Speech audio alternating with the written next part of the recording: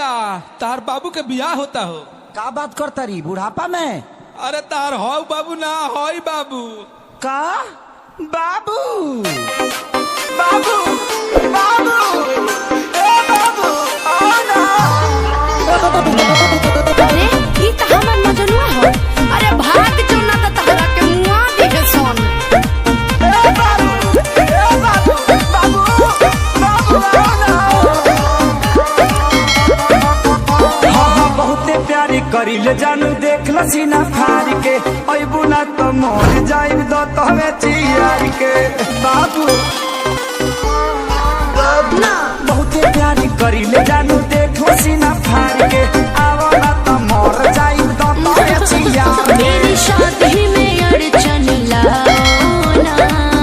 बाबू बाबू अरे का हो? भाई जी थोड़ा धीरे मारिए ना, अभी ताजा ताजा वैक्सीन लिए हैं, बहुत घाव लग रहा है।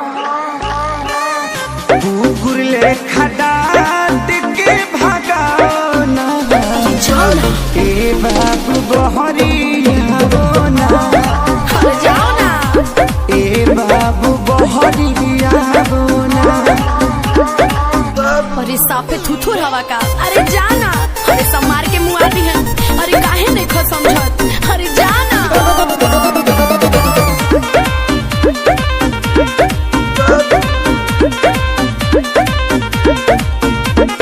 फेसबुक पर देखनी हो शादी के क्लिप के लव के ते धो दे हली गोबर से लिप के।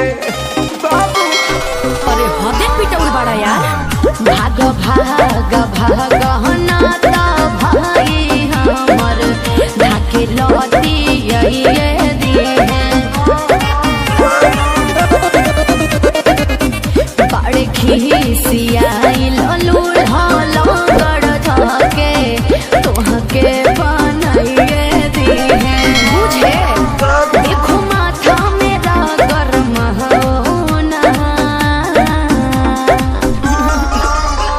हे बाबू आओ ना।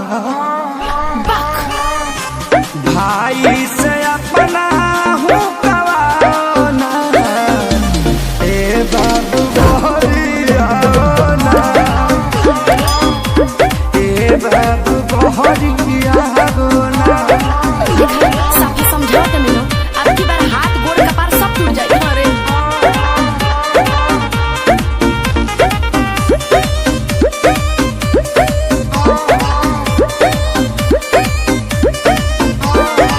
तू हमर काजल हम अजय देवगन हो।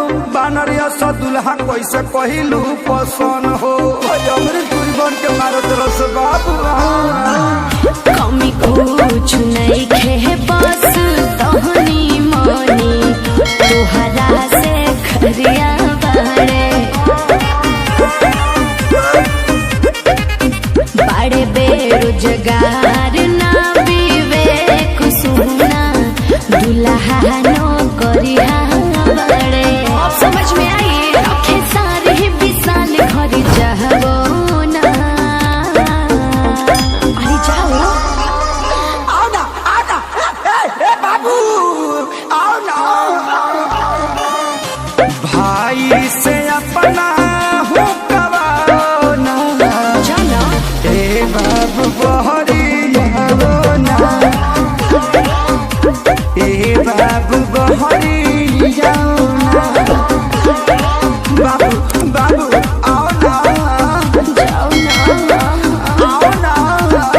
जाओ ना। आओ ना। अरे मर जाइबे रे मजनुआ। भाग जो। ए पंकज जी गड़िया लेके आई ना।